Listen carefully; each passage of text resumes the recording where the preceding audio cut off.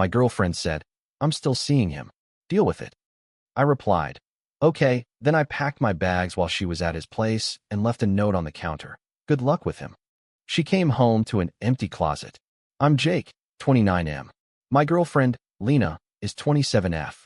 We've been together a little over 3 years and living together for almost 1. If you asked her, she'd say we're comfortable. If you asked me, I'd say I slowly disappeared inside my own apartment. Lena has this way of talking that always sounds like she's bored with you. Even when she's asking a simple question, it comes out sharp. Everything I do is either obvious, inconvenient, or somehow wrong. The way I load the dishwasher. The way I chew.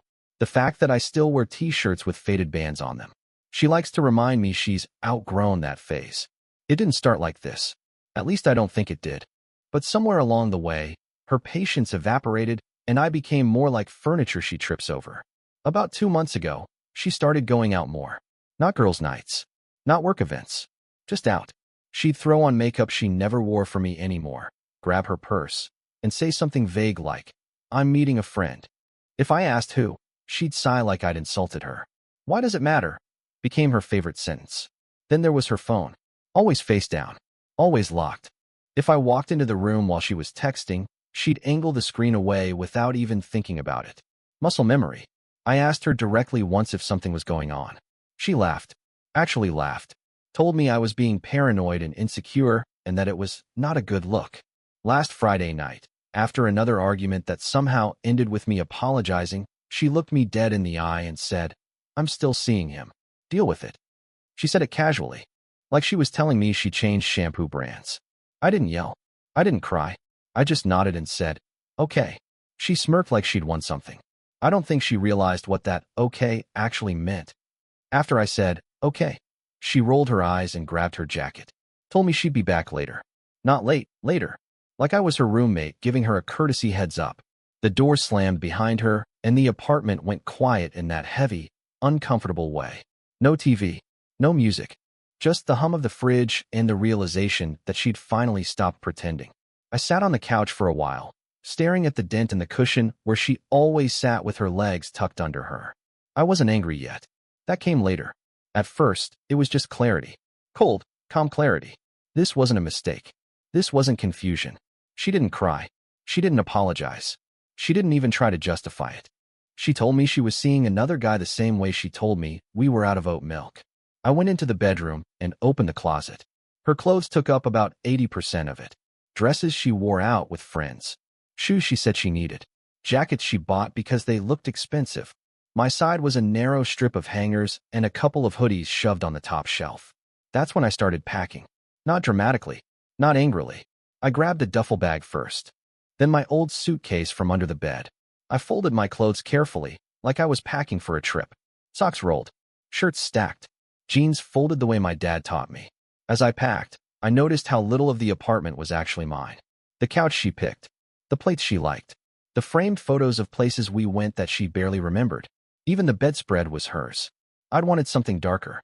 She said it looked depressing. Halfway through, my phone buzzed. A text from her. Don't wait up. I didn't respond. I took my toiletries from the bathroom. Left the fancy stuff she bought. Took my cheap razor, my toothbrush. The cologne she always complained was too masculine.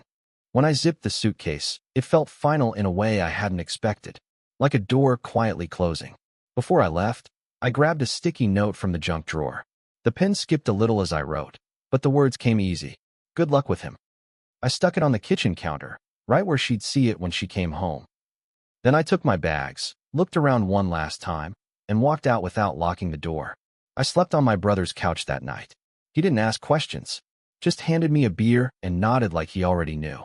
I stared at the ceiling until morning, replaying her voice in my head. I'm still seeing him. Deal with it.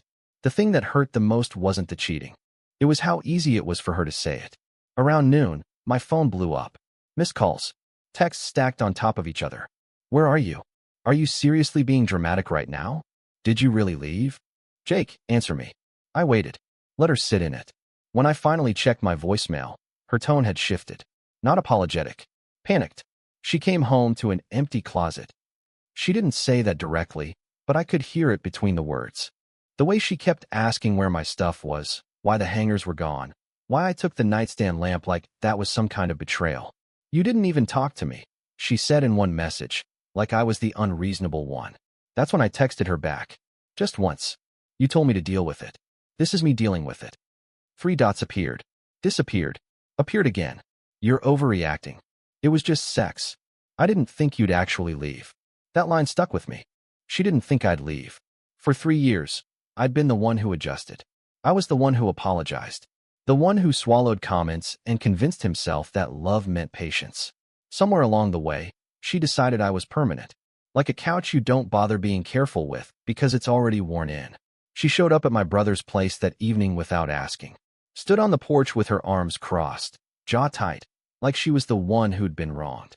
You embarrassed me, she said instead of hello. I laughed. I couldn't help it. That made her furious.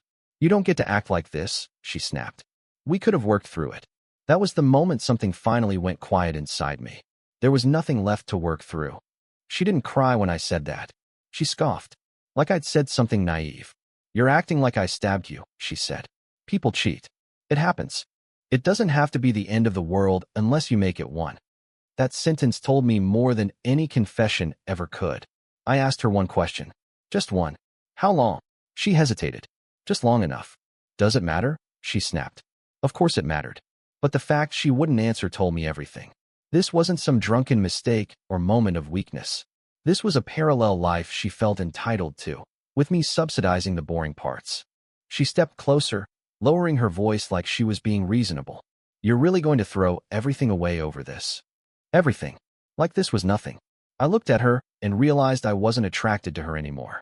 Not physically, not emotionally. All I could see was someone who measured love by convenience. Someone who mistook my patience for weakness. I told her I'd come by later to grab the rest of my stuff. She rolled her eyes again and muttered, unbelievable, like I was the villain in her story. That night, she texted me at 1:43 a.m. I miss you. He's not you. Can we talk tomorrow? I didn't reply. The next morning, a mutual friend messaged me asking what happened. Apparently, Lena had already framed it her way. She told people I stormed out, that I couldn't handle honesty, that I was controlling and dramatic. I let her have it. By the time I went back to the apartment 2 days later, she wasn't there. I could tell she hadn't slept much. The bed was a mess. Wine glasses in the sink. His hoodie on the chair. I took the rest of my things quietly. My books. My tools. The spare charger I always had to lend her. I noticed she'd taken the sticky note off the counter. But the closet was still empty on my side. And for the first time in a long time, so was my chest. A week passed. Then 2. The quiet settled in differently than I expected. Not lonely. Just still. No tension humming in the background. No waiting for the next comment that would make me feel smaller. Lena didn't handle that well. She started finding reasons to text me.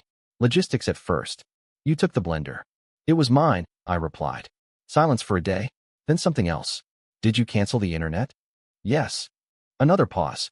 Then, you're being petty. That word again. Petty. Her favorite way to dodge accountability.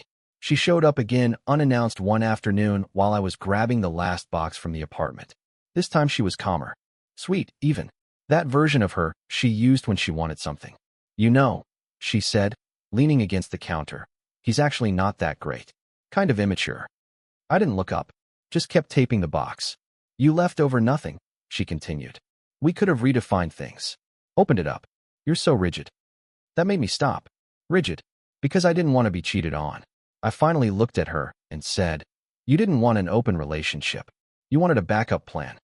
Her face tightened. That's not fair. Neither is coming home to an empty closet and acting shocked, I said. That's when she snapped again. Told me I'd regret this. Told me no one else would put up with me the way she did. Told me I was average, boring, replaceable. And here's the thing, I believed her once. Maybe for a long time.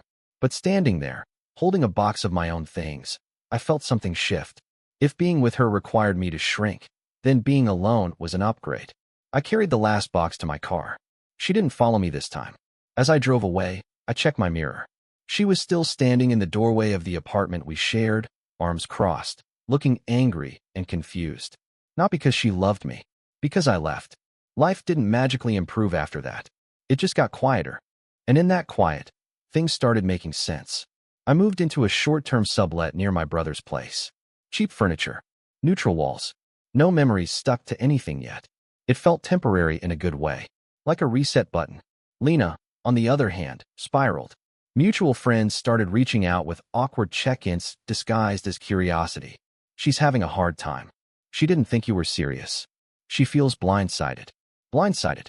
That one almost made me laugh.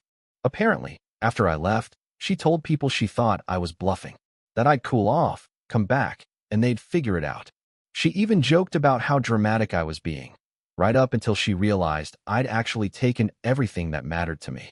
I heard through the grapevine that things with him weren't going well. Shockingly, turns out when you start a relationship by cheating, trust isn't exactly the foundation. Who knew? One night, she called me drunk. Didn't say hello. Just started crying. Told me she felt stupid. Told me she missed how easy things were with me. Told me she hated waking up alone in an apartment that suddenly felt too big. I listened. Didn't interrupt. When she finished, there was this long silence where I knew she was waiting for me to say something comforting, something familiar. Instead, I said, "You didn't miss me when you thought I wouldn't leave." She hung up. The next morning, I blocked her. Not out of anger.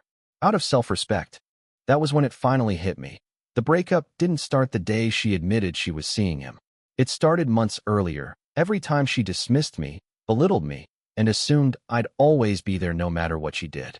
I wasn't her partner anymore. I was her safety net. And walking away didn't make me weak. It made me free. Blocking her should have been the end of it. Clean line. Final period. But life doesn't really work like that. About a month later, I ran into her at a grocery store. Same aisle. Pasta sauce. Of all places. She looked different. Not in a glow-up way. More like someone who hadn't slept well in a while. Hair pulled back. No makeup. Eyes scanning labels like they might bite her. She froze when she saw me. For a second, neither of us moved. Then she laughed awkwardly and said, "Wow. Guess the universe has jokes." I nodded. Polite. Neutral. The way you acknowledge a stranger. She filled the silence fast. "So how are you?" "Good," I said. And I meant it. That seemed to throw her. She tilted her head, like she was searching my face for cracks. "You look fine," she said, almost disappointed. She told me she'd moved his stuff in, then took it back out.